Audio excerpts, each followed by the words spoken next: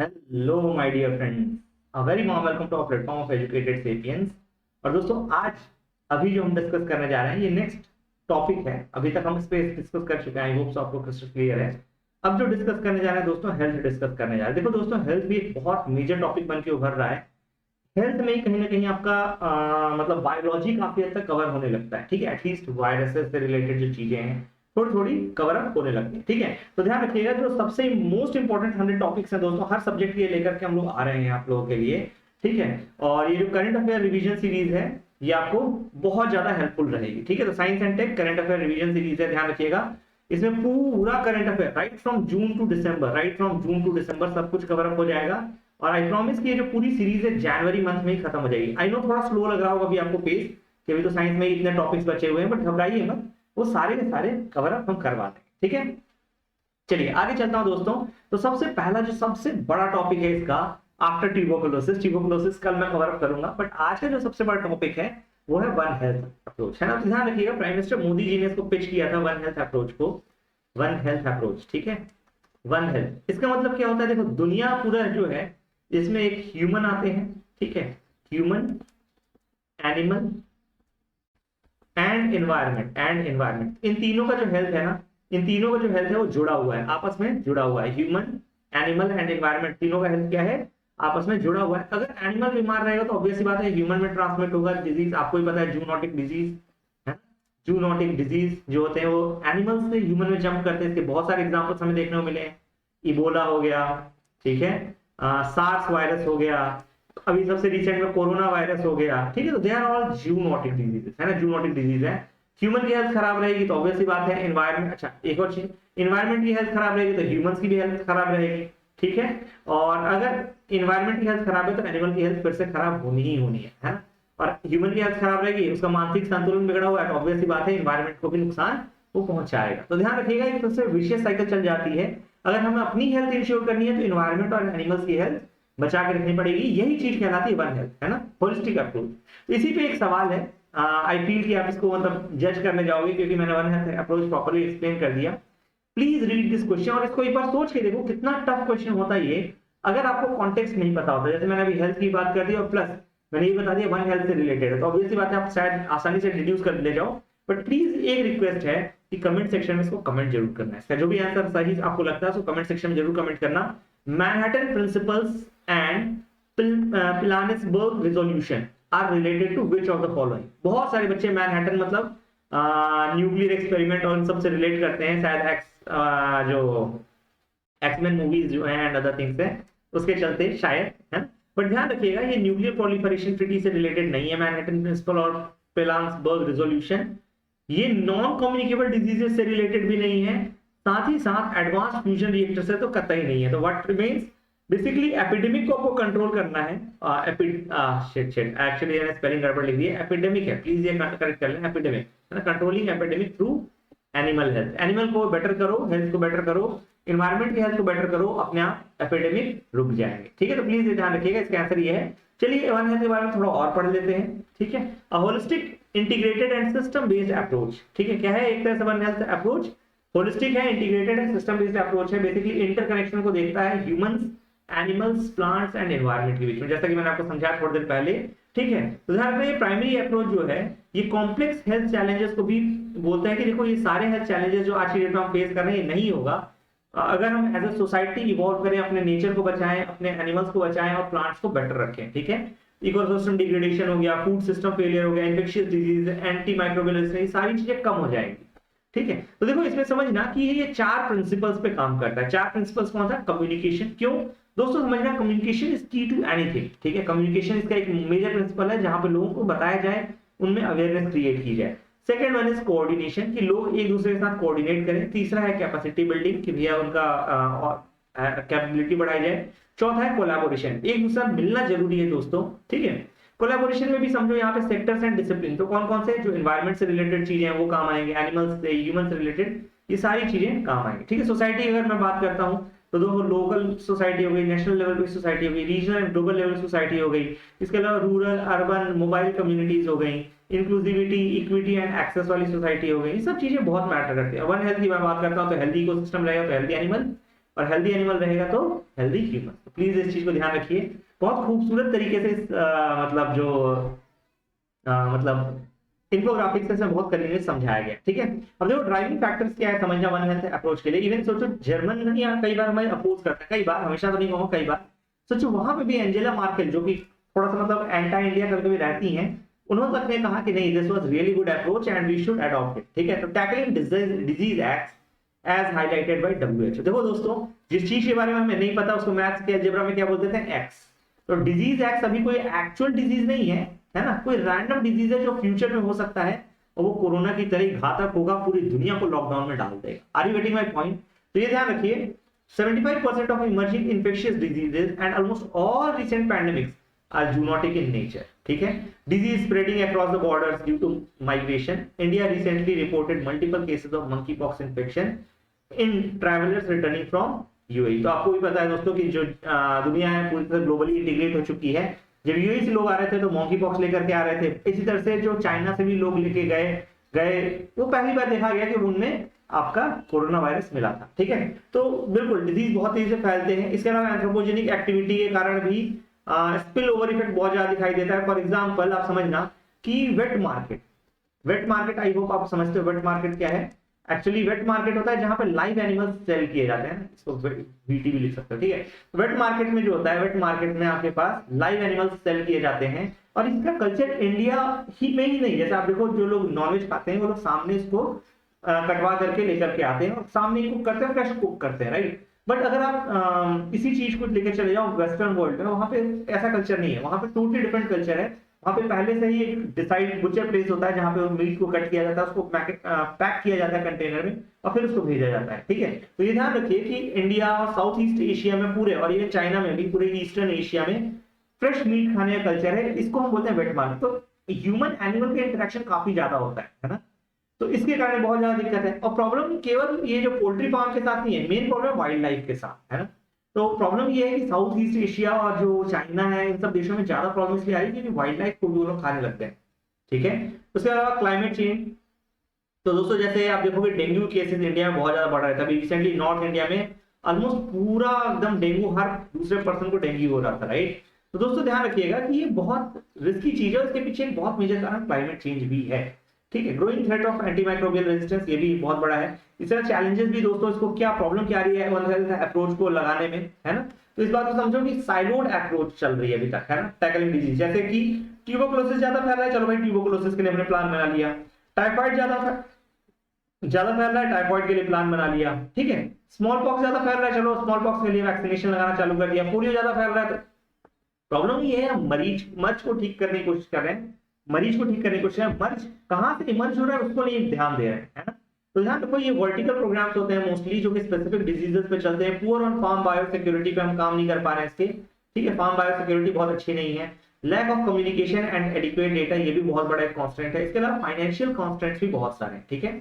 Limited practical guidance, awareness, understanding among common people, ये सारी चीजें हमें देखने को मिलती है। इसके अलावा ट्रेन प्रोफेशनल के भी हमारे पास कमी है, ठीक है। Steps taken in India to implement one health approach की अगर मैं बात करता हूं तो ध्यान रखो इंस्टीट्यूशन कोलैबोरेशन चल रहा है आईसीएमआर एंड आईसीआर के बीच में, ताकि ज्वाइंट रिसर्च हो सके प्रायोरिटीज के ऊपर कि डिजीज आउटब्रेक को कैसे कंट्रोल करें। जब वो कहते हैं ना निप द बड, मतलब जो बहुत छोटे से प्रॉब्लम होता है, जब प्रॉब्लम है तभी उसको खत्म कर दो, बड़ी मत बनने दो। इसके अलावा वन हेल्थ सपोर्ट यूनिट भी हमने सेटअप की है, जो कि department of animal husbandry and dairying ने मिलकर के सेटअप की है, मतलब डेयरिंग ने सेटअप की है, ठीक है। ये क्या करेंगे, वन हेल्थ अप्रोच क्यों बनाई। देखो एक चीज समझना कि अगर गायों को कोई पर्टिकुलर डिजीज हो रहा है, लेट अस से काऊ को या बुफैलो को कोई पर्टिकुलर डिजीज हो रहा है, ठीक है, उससे काफी ज्यादा चांस बनता है कि वो जो हमारे मतलब मिल्कमैन है इनको हो जाएगा। एंड अगर मिल्कमैन को हुआ तो ऑब्वियस ही बात है ये पूरे ह्यूमन सोसाइटी में भी फैल सकता है। तो ध्यान रखो इनकी भी हेल्थ बहुत जरूरी है, ठीक है, ध्यान रखना। National one health framework under it the pilot project are being implemented in states like Uttarakhand and Karnataka. Uttarakhand और कर्नाटका जैसे स्टेट में ऑलरेडी पायलट प्रोजेक्ट चल रहे हैं। National mission on biodiversity and human wellbeing, तो NMBHWB, ठीक है। तो ध्यान रखिए launch by prime minister science technology and innovation advisory council PMSTI। One health project की अगर मैं बात करता हूं, ध्यान रखो कि bacterial, viral and parasitic infection पे सर्वेलेंस रखना है। डिपार्टमेंट ऑफ बायोटेक्नोलॉजी ने इसको वन हेल्थ प्रोजेक्ट को लॉन्च किया है। ध्यान रखिएगा वन हेल्थ सपोर्ट यूनिट किसके अंदर है? Department of animal husbandry and dairying के अंदर है। अगर आप देखना चाहो तो मैं सेकंड पॉइंट की बात कर रहा हूँ, राइट, है ना, वन हेल्थ सपोर्ट यूनिट। और वन हेल्थ प्रोजेक्ट कौन चला रहा है? तो दोस्तों ध्यान रखना, ये हेल्थ मिनिस्ट्री चला रही है, प्लीज इस बात को ध्यान रखना। सॉरी, हेल्थ मिनिस्ट्री गलत बोल गया, डिपार्टमेंट ऑफ बायोटेक्नोलॉजी चला रही है, प्लीज इस बात को ध्यान रखिएगा, यहाँ कंफ्यूज मत होइएगा, क्योंकि हर इंस्टीट्यूशन अपनी अपनी अलग इंस्टीट्यूशन स्कीम चला रहा है ना, हर इंस्टीट्यूशन अपनी अपनी अलग अलग स्कीम चला रहा है, और यूपीएससी इसी जगह पे सवाल पूछती है, ठीक है। रीजनल वन हेल्थ इनिशिएटिव अगर मैं बात करता हूं तो ध्यान रखिए, साउथ, साउथ ईस्ट एशिया, सब सहारा अफ्रीका, इन सब जगहों पे हमारा फोकस है, ठीक है। अब देखो वन हेल्थ की हम बात करते हैं, one health joint action plan 2022 to 26 launch किया गया था। ध्यान रखिएगा, ये इंडिया ने लॉन्च नहीं किया है, ये इंटरनेशनल ऑर्गेनाइजेशन ने लॉन्च किया। 4 इंटरनेशनल ऑर्गेनाइजेशन साथ में आई है। कौन सी 4 ऑर्गेनाइजेशन है? तो समझिएगा, UNFAO, Food and Agriculture Organisation, then UNEP, United Nation Environment Programme, then WHO, World Health Organisation, and then World Organisation for Animal Health, World Organisation for Animal Health. Aim क्या है दोस्तों? मिटिगेट करना health challenges को global, regional and country levels पे, है ना, हर level पे हम चाहेंगे हेल्थ चैलेंजेस को मिटिगेट कर ले जाएं। एक फ्रेमवर्क बनाना है हमें, ताकि जो कलेक्टिवली हम किसी भी डिजीज को प्रिवेंट कर पाए, प्रेडिक्ट कर पाए, डिटेक्ट कर पाए, और उसके प्रति रिस्पॉन्ड कर पाए, मतलब बेसिकली प्रोएक्टिव होना है बेसिकली, है ना। उसके लिए हमें one health joint plan of action हमने चालू किया है। इसमें 4 बॉडीज है, ध्यान रखना, 4 बॉडीज ने मिलकर के चालू किया है। 4 बॉडीज का नाम कोशिश करना याद हो जाए, बाकी तो आप जज कर ले जाओगे, क्योंकि एम बहुत जेनरिक है, ठीक है। तो जेनरिक चीजें याद नहीं रखनी होती है, स्पेसिफिक चीजें आप याद करो, उससे आपके काम बनते चले जाएंगे, ठीक है। FAO, UNEP, WHO and World Organisation for Animal Health, ठीक है। इसमें भी सवाल आ सकता है, ध्यान रखना, हर साल रिपोर्ट पे या ऐसे प्रोग्राम पे कई बार सवाल पूछा जाता है। इसमें ध्यान रखो, जो 6 एक्शन टास्क की बात कही गई है, एक बार बस नाम पढ़ लो, क्योंकि कभी कभी आ जाता है, याद रखने की जरूरत नहीं है, बट स्टिल पढ़ लो, ठीक है। एक्शन ट्रैक 1 क्या कहता है कि भैया वन हेल्थ कैपेसिटीज को एनहांस करना है, हेल्थ सिस्टम को स्ट्रेंथन करना है, ठीक है। एक्शन ट्रैक 2 क्या कहता है? Reducing the risk from emerging and re-emerging zoonotic epidemics and pandemics. Action track 3 क्या कहता है? Controlling and eliminating epidemic zoonotic, neglected tropical and vector borne disease. तो देखो दोस्तों, यहां से एक फिर सवाल बन सकता है आपके लिए, नेग्लेक्टेड ट्रॉपिकल डिजीज। अगर आप लोगों को वीडियो चाहिए तो मुझे बताइएगा, मैं बेशक इस पे वीडियो बना दूंगा, और एक्चुअली पहले भी मैंने पढ़ाया हुआ है, तो I will give you that link also as well. अगर मैं नहीं पढ़ा पा रहा हूं तो मैं आपको पुरानी लिंक दे दूंगा, ठीक है। Vector borne disease and neglected tropical diseases पे मैंने बात की है, प्लीज ये ध्यान रखिए, बहुत इंपॉर्टेंट है ये भी, ठीक है। ऑर्फन डिजीज भी होता है, जैसे नेग्लेक्टेड ट्रॉपिकल डिजीज है ना, उसी तरह से ऑर्फन डिजीज भी होते हैं, ऑलमोस्ट सिमिलर ही होते हैं, बट थोड़ा थोड़ा माइन्यूट डिफरेंस है, बहुत माइन्यूट डिफरेंस है, प्लीज ये ध्यान रखिएगा। तो please read about these differences, है ना, अपने आप से पढ़िए, लेकिन पढ़िए जरूर, ठीक है। एक्शन ट्रैक 4 की अगर मैं बात करता हूं, strengthening the assessment and management of food safety risk, and then action track 5 की बात कर लेते हैं, साइलेंट पैंडेमिक, एएमआर को कर्व करना है। ध्यान रखना, एंटी माइक्रोबियल रेजिस्टेंस, दोस्तों इसको साइलेंट पैंडेमिक भी कहा जाता है।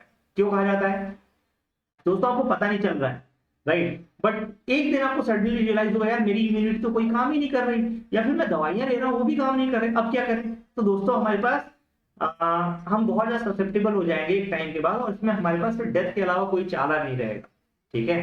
ध्यान रखो, इन्वायरमेंट को भी इस वन हेल्थ अप्रोच में लेके आना है, ठीक है। तो बेसिकली ये है टोटल, मतलब एजेंडा इसका देख सकते हो, one health joint action plan जो दिया गया 4 ऑर्गेनाइजेशन के द्वारा 2026 तक चलेगा, प्लीज इस बात को ध्यान रखना, 2022 में लॉन्च किया गया है, ठीक है।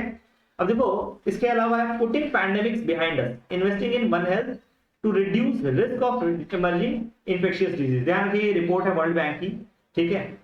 इसने एम्फेसिस लगाया है कि पैंडेमिक प्रिवेंशन अप्रोच पे काम करो, ठीक है, पैंडेमिक को प्रिवेंट करो, है ना, प्रिपेयर्डनेस रखो, रिस्पांस प्लान बनाओ, इन्वेस्टमेंट इन पैंडेमिक। ध्यान रखना, किसने निकाला है ये रिपोर्ट? किसने निकाली है? वर्ल्ड बैंक ने, प्लीज इस बात को ध्यान रखिए, वर्ल्ड बैंक ने ये रिपोर्ट निकाली है, बहुत इंपॉर्टेंट है, पैंडेमिक प्रिवेंशन अप्रोच पे ये निकाली है रिपोर्ट, ठीक है। नाम से ही समझ में आ जा रहा है, ठीक है, प्रिपेयर्डनेस और रिस्पांस पे काम नहीं करना है, प्रिवेंट करना है उसको, ठीक है। इन्वेस्टमेंट करो प्रिवेंशन में, और इसके अलावा कॉस्ट ऑफ प्रिवेंशन जो है ये कितना पड़ेगा? अप्रोक्सीमेटली $11 बिलियन पर मतलब ईयर पड़ेगा, ठीक है। प्रिपेयर्डनेस के कॉस्ट से काफी कम है, लेकिन ध्यान रखिएगा, प्रिपेयर्डनेस के कॉस्ट से काफी कम है हमारा प्रिवेंशन का कॉस्ट, तो why not to prevent it, ठीक है। अब देखो, इसमें मैंने ये भी बताया था वो ग्लोबल इनिशिएटिव, जिसमें मैंने सवाल फ्रेम किए थे, पिलानेसबर्ग रेजोल्यूशन 2001। अब देखो यहाँ तक आते आते बच्चे थक जाते हैं, है ना, यहाँ तक आते आते बच्चे थक जाते हैं, इग्नोर मार देते हैं, प्लीज डोंट इग्नोर इट, ये स्टैटिक का पार्ट बन जाता है एक तरीके से। पिलानेसबर्ग जो रेजोल्यूशन है ये कहता है भैया, वाइल्ड लाइफ चाहे डोमेस्टिक हो, चाहे मतलब लाइफ स्टॉक हो, चाहे वाइल्ड लाइफ हो, है ना, चाहे लाइफ स्टॉक हो या फिर वाइल्ड लाइफ हो, दोनों को ही आपको प्रमोट करना, प्रोटेक्ट करके रखना है फ्रॉम डेवलपमेंटल प्रोजेक्ट्स इनकी हेल्थ पे कोई खतरा नहीं आना चाहिए, ठीक है। और इसके अलावा अच्छा एक और चीज यहाँ पे मैं बताता चलूं, जब बात आ ही रही है, निकोबार आइलैंड को हम डेवलप कर रहे हैं, है ना, निकोबार आइलैंड को डेवलप कर रहे हैं, तो वहां पे कौन सा आपका वाइल्ड मतलब सेंचुरी या नेशनल पार्क है, तो दोस्तों ध्यान रखना गालाथिया है, गालाथिया, ठीक है, गालाथिया। एंड जहां तक मुझे ध्यान आ रहा है ब्लैक रूफ टर्टल मिलते हैं, जस्ट चेक इट आउट, है ना, ऑलिव रिडली नहीं, ब्लैक रूफ टर्टल मिलते हैं, एक बार जस्ट चेक कर लेना कौन सा टर्टल वहां पाए जाते हैं, ठीक है। तो ये इंपॉर्टेंट है गालाथिया, ठीक है, प्लीज ये ध्यान रखना। वन हेल्थ अप्रोच की अगर मैं बात करता हूं, introduce by wild life conservation society in 2007 along with 12 recommendation, Manhattan principles, ध्यान रखना मैनहट्टन प्रिंसिपल ने 12 रिकमेंडेशन दिया था।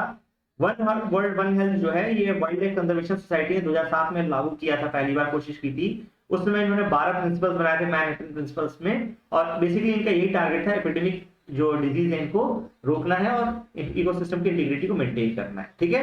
अब देखो दोस्तों अगला जो है that is global vaccine market report 2022। तो आपके सामने सवाल है सीधा सीधा, global vaccine market report 2022 has been released by which of the following body, कौन सी बॉडी रिलीज करती है, तो आप कहोगे देखो वर्ल्ड हेल्थ ऑर्गेनाइजेशन है, गवी वैक्सीन अलायंस है, वर्ल्ड ट्रेड ऑर्गेनाइजेशन है, वो United nation office on drugs and crime है ना।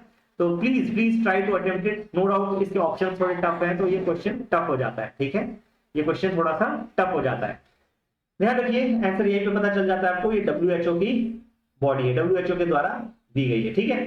First report to capture implication of कोविड-19 ऑन ग्लोबल वैक्सीन मार्केट, पहली ऐसी मतलब आपकी बेसिकली रिपोर्ट है जो कि ग्लोबल वैक्सीन मार्केट में क्या कोविड-19 का इंपैक्ट पड़ा इसको कैप्चर करती है। इसके की हाईलाइट क्या है, हाईली कंसेंट्रेटेड वैक्सीन बेस, ध्यान रखना 10 मैन्युफैक्चर टोटल मिलाकर दुनिया में 70% वैक्सीन बनाते हैं, मात्र 10 मैन्युफैक्चर दुनिया की 70% वैक्सीन सप्लाई कर रहे हैं, तो दोस्तों मोनोपोली की तरह ही चल रहा है एक तरह से, ऐसा मान लो, ठीक है।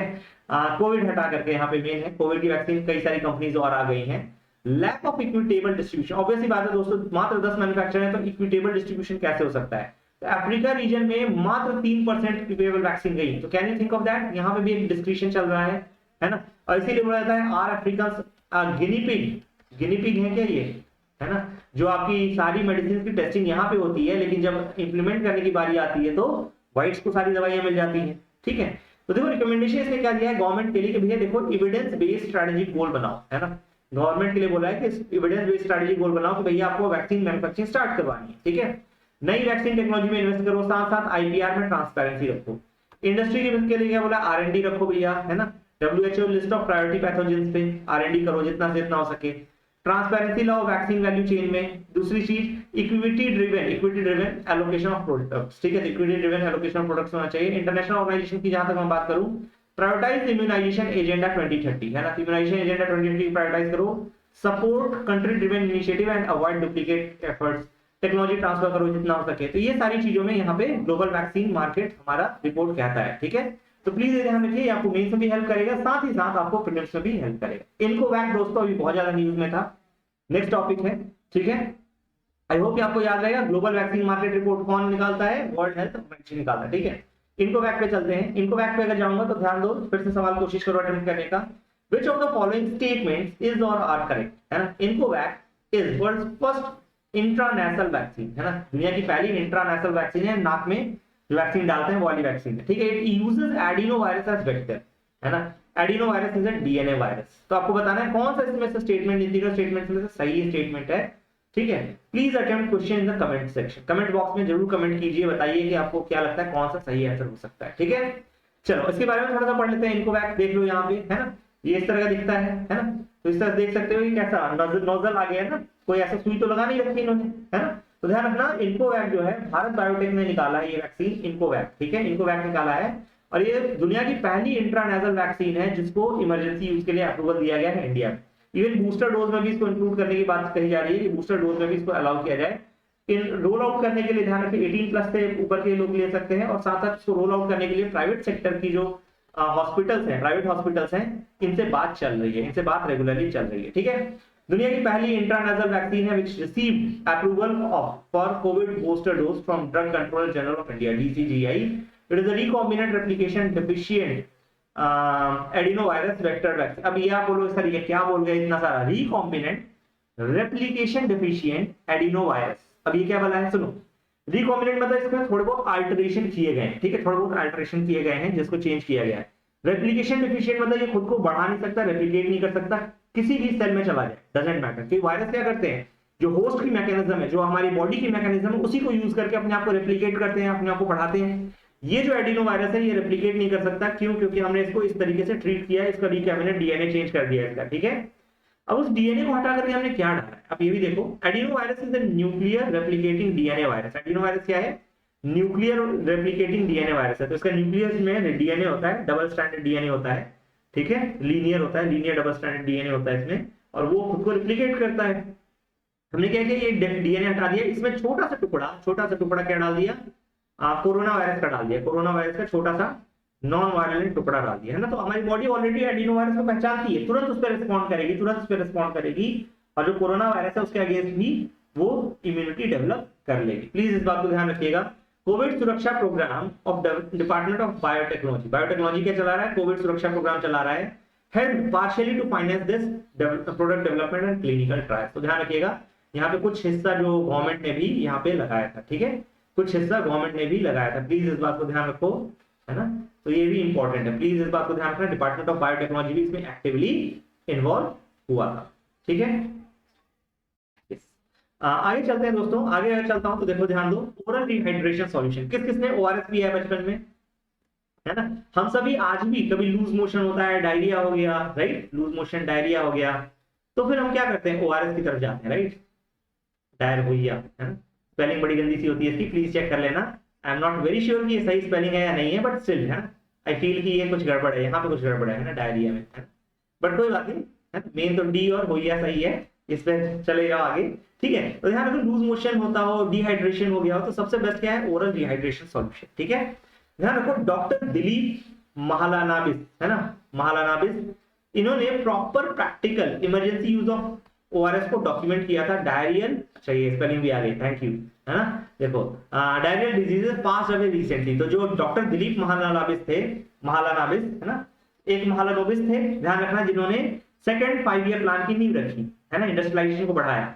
दिलीप महालानाबिस जो है ये अलग है थोड़े से, ध्यान रखिएगा। इन्होंने ओआरएस को यूज करना चालू किया डायरियल ट्रीटमेंट के लिए सिस्टमेटिक तरीके से, ठीक है। Doctor Dilip Mahalanobis was working in refugee camp during 1971 Bangladesh liberation war when he came up with ORS. तो पहली बार जब इनको कब आइडिया लगा ओआरएस का, जब 1971 में बांग्लादेश वॉर चल रहा था, उस समय इनको समझ में आया यार ये तो लाइफ सेविंग ड्रग है ना, केवल डायरिया के लिए ही नहीं, बट इन जनरल अगर मान लो डिहाइड्रेट हो गया कोई, मतलब कहते हैं आप सोल्जर, तो उसके लिए भी, है ना। Lancet called ORS is the most important medical discovery of the 20th century. Diarrhea was among the leading causes of child death in developing countries in 20th century. ध्यान रखिएगा, ORS सिंपल सॉल्यूशन है लेकिन बहुत important होता है। अगर आपको घर पे भी बनाना हो तो बिल्कुल सिंपल सा है, ब्लैक सॉल्ट, है ना, ब्लैक सॉल्ट ले लीजिए, थोड़ा सा चीनी ले लीजिए, मतलब शुगर ले लीजिए, हैव सम शुगर, ठीक है। बेसिकली इन दोनों को घोलिए अच्छे से, और थोड़ा सा उसमें लेमन निचोड़ लीजिए, उसके बाद फिर पानी डाल करके पी लीजिए, बस इतना ही है ओआरएस, देखो, है ना। बट हाँ, इसमें ध्यान रखना, अगर आप बजाज खरीद के लेके आओगे तो उसमें अलग अलग इलेक्ट्रोलाइट्स होते हैं, जैसे आप देखोगे पोटेशियम सॉल्ट, सोडियम सॉल्ट, इस तरह कई सारे सॉल्ट, कैल्शियम सॉल्ट, कई सारे सॉल्ट होते हैं उसमें जो कि आपके हेल्प करते हैं, ठीक है। तो ध्यान रखना, mixture of electrolytes, salt and carbohydrate in the form of sugar dissolved in water, ठीक है। पोटेशियम एंड सोडियम आयन इसमें काफी ज्यादा होते हैं और बहुत तेजी से एब्जॉर्ब होते हैं। This component maximises fluid absorption in gastrointestinal tract, है ना। तो तेजी से इससे आपका गैस्ट्रोइंटेस्टाइनल ट्रैक्ट में फ्लूइड एब्जॉर्प्शन होता है। Gastrointestinal tract relies on sodium glucose co-transporters SGLT which are carrier proteins in intestinal cell। ध्यान रखिएगा, गैस्ट्रोइंटेस्टाइनल जो ट्रैक्ट होता है आपका, इसमें मतलब ये सोडियम ग्लूकोज को ट्रांसपोर्टर्स पे रिलाई करता है, ठीक है।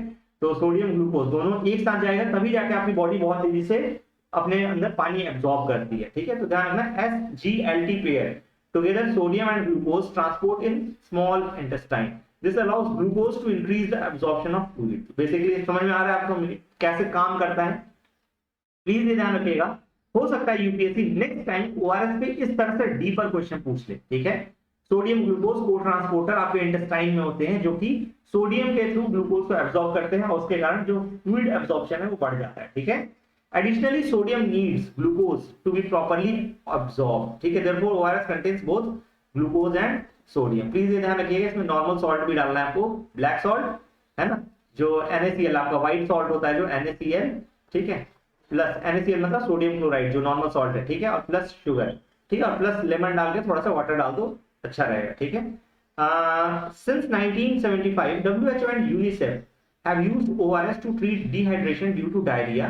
It is commonly used in countries with limited access to clean water or other hydration options. ठीक है, देखो इसके बाद दोस्तों नॉन कम्युनिकेबल डिजीजेस की मैं बात करने जा रहा हूँ। नॉन कम्युनिकेबल डिजीज, इस पे सवाल नहीं बना है, please try to make one question and send me, ठीक है, प्लीज कोशिश कीजिएगा भेजने का।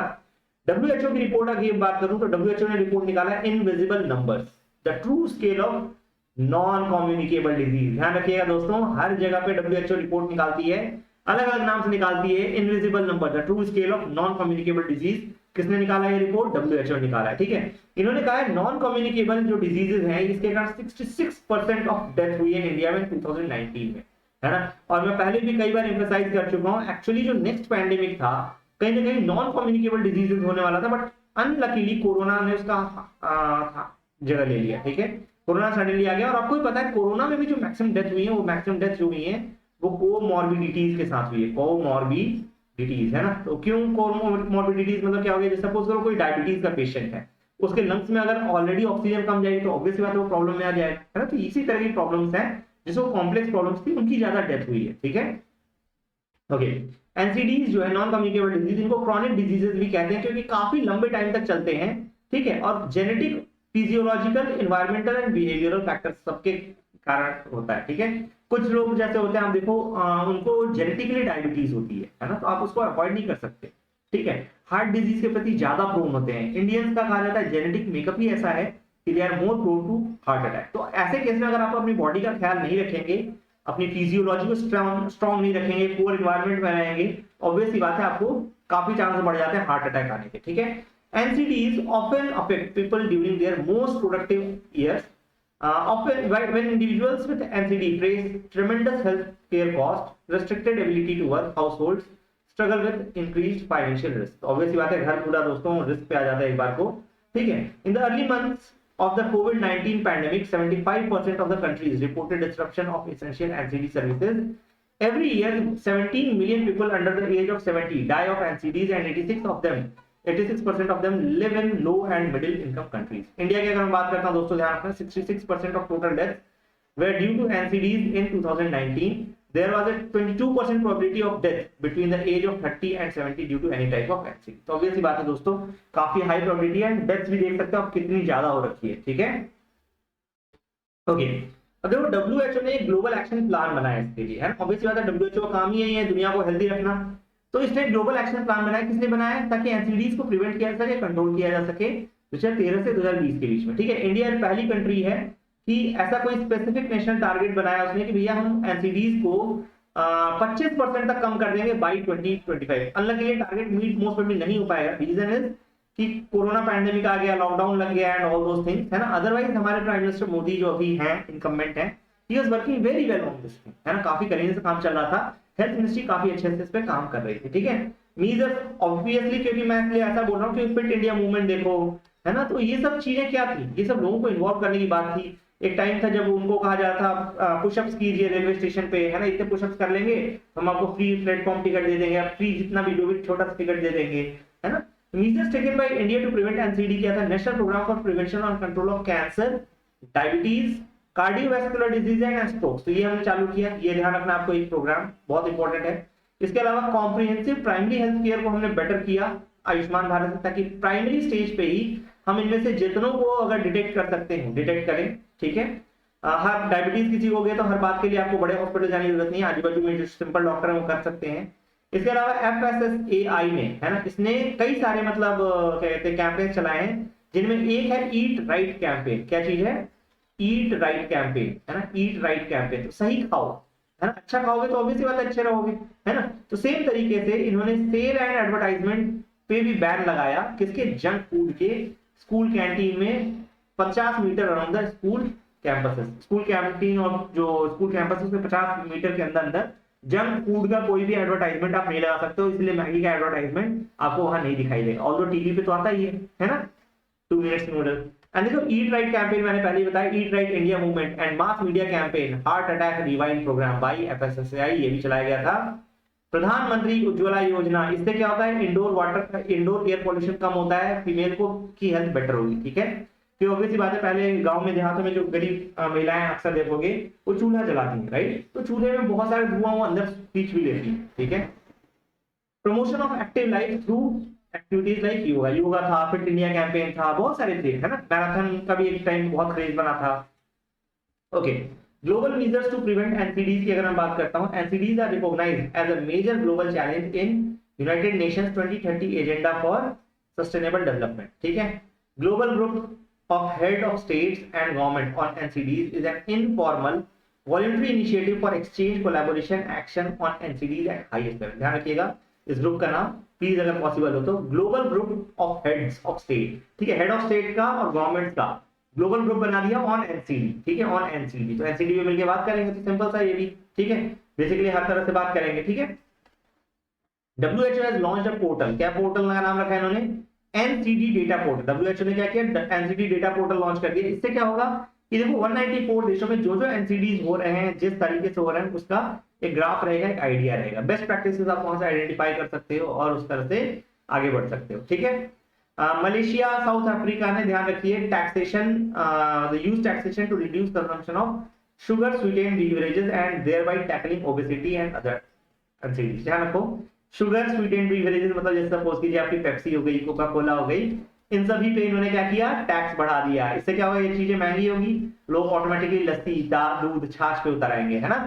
बेसिकली ये चीज की है इन्होंने, है ना, तो अच्छी बात है ना, ये तो हमारे यहाँ भी करना चाहिए।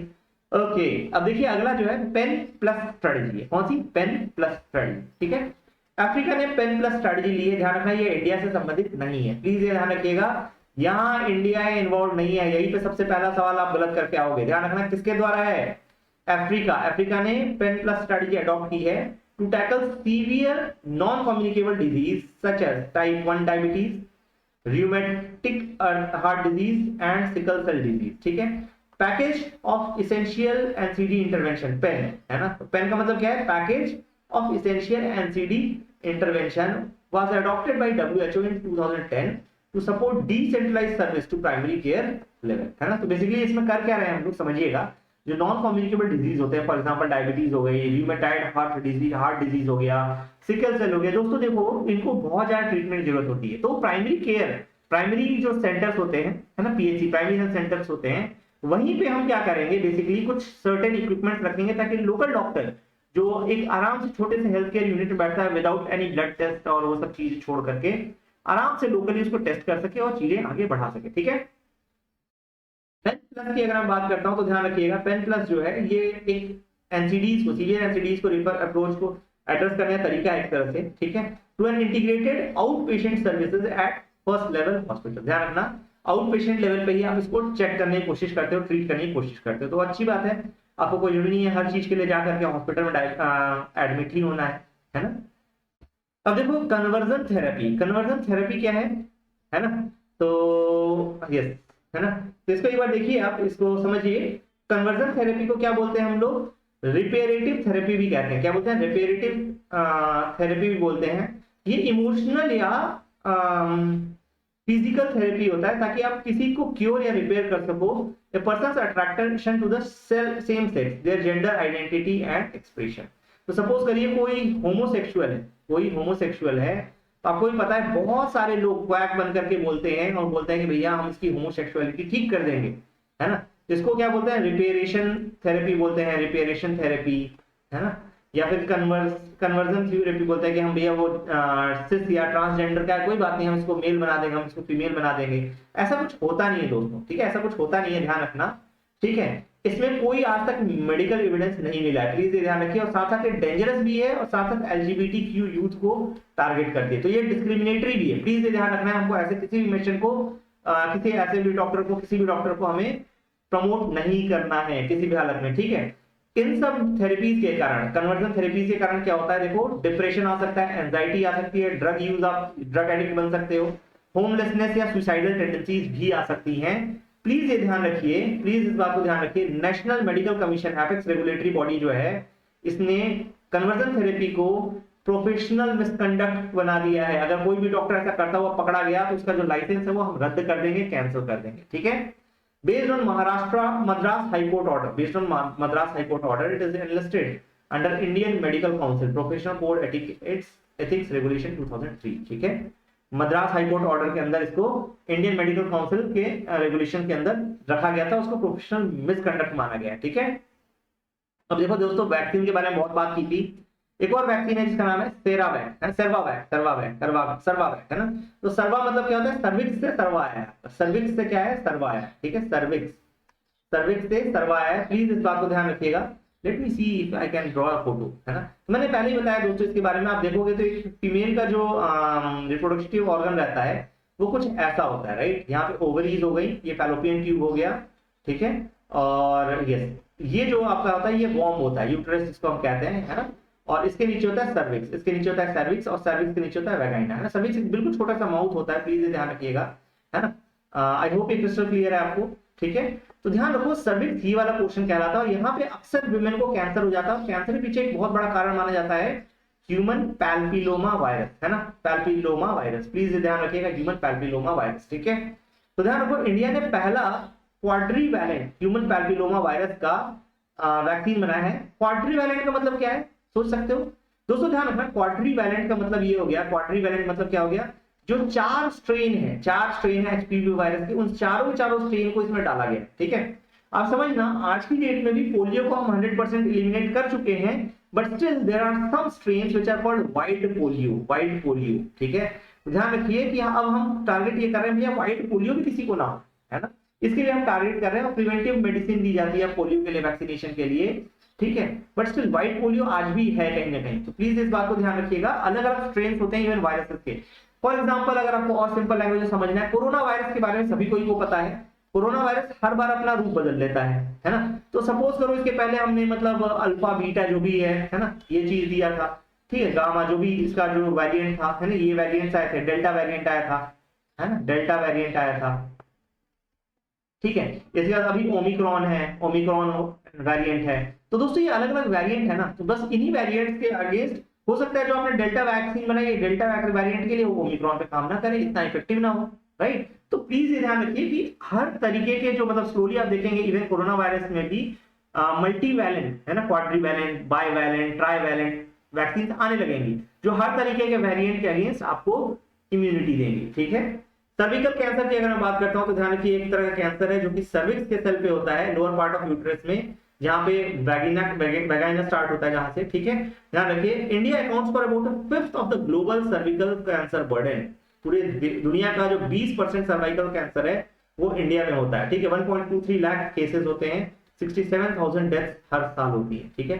सीरम इंस्टीट्यूट ऑफ इंडिया ने डेवलप किया है इसको, biotechnology industry research assistance council, है ना, तो ये बिरैक इसको सपोर्ट करता है, plus bill and Melinda Gates foundation भी इसको सपोर्ट करके, मतलब सीरम इंस्टीट्यूट ऑफ इंडिया ने इसको डेवलप किया है। प्लीज ये ध्यान रखिए, सर्वावैक इंपॉर्टेंट है ना, सर्विक्स कैंसर को रोकने के लिए एचपीवी वायरस के अगेंस्ट इम्यूनिटी देता है। तो आपको ये सारी चीजें याद रखनी है, ये सारी चीजें आपको याद रखनी है, बेहद महत्वपूर्ण है। प्लीज इसमें डाउट में या दिक्कत में मत आइएगा। चलिए अगला देखते हैं, अगला डिजीजेस इन न्यूज दोस्तों बहुत इंपॉर्टेंट है। क्यों?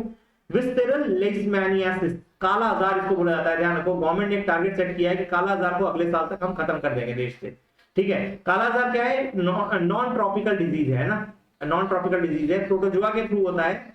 लेशमैनिया जीनस का जो ये प्रोटोजोआ है इसके कारण होता है, और ये इसका वेक्टर कौन होता है? तो सैंड फ्लाई बाइट। तो समझो इस बात को कि ये कुछ ऐसा है जैसे एनोफिलिस मॉस्किटो आपको काटती है, ठीक है, एनोफिलिस मॉस्किटो आपको काटती है, ठीक है। तो आपको क्या होता है? मलेरिया होता है। बट मलेरिया मॉस्किटो काटने से नहीं होता है, मलेरिया होता है आपकी बॉडी में जब ये प्लाज्मोडियम नाम का प्रोटोजोआ घुसेगा, प्लाज्मोडियम नाम का प्रोटोजोआ आपकी बॉडी में घुसेगा, तब जाकर के आपको मलेरिया होगा। और ये प्लाज्मोडियम जो आपका प्रोटोजोआ होता है ये कहां पाया जाता है? एनोफिलिस मॉस्किटो के पेट में पाया जाता है, ठीक है। तो ध्यान रखिए, वहां से फिर ये चीजें आती हैं, ठीक है। तो ध्यान रखना, मलेरिया आपको कब होगा? जब प्लाज्मोडियम इन्फेक्टेड एनोफिलिस मॉस्किटो आपको काट ले, है ना। ध्यान रखना, सेम तरीके से सैंड फ्लाई जब आपको काटेगी, है ना, तो उसमें एक लेशमैनिया नाम का प्रोटोजोआ होता है जिसके कारण आपको काला आजार हो सकता है, ठीक है।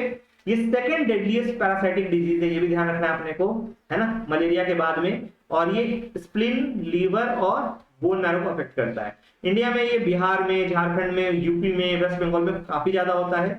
टोमेटो फ्लू भी दोस्तों काफी ज्यादा न्यूज में था, है ना, अपार्ट फ्रॉम विसेरल लेशमैनियासिस जो कि प्रोटोजोअन डिजीज है।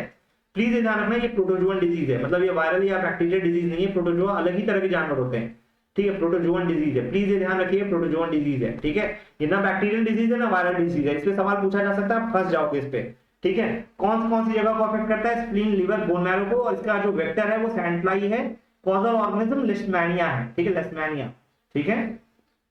कालाजार इसका कॉमन नेम है, प्लीज इस बात को ध्यान रखिए। India, Bihar, Jharkhand, UP and West Bengal, मैं बार बार इसीलिए रिपीट कर रहा हूं क्योंकि इंपॉर्टेंट है, ठीक है। टोमेटो फ्लू की अगर मैं बात करता हूं, टोमेटो फीवर, ध्यान रखना इसको टोमेटो फीवर ही बोला जाता है। Tomato flu has been reported from Kerala, Tamil Nadu, Haryana and Odisha, है ना।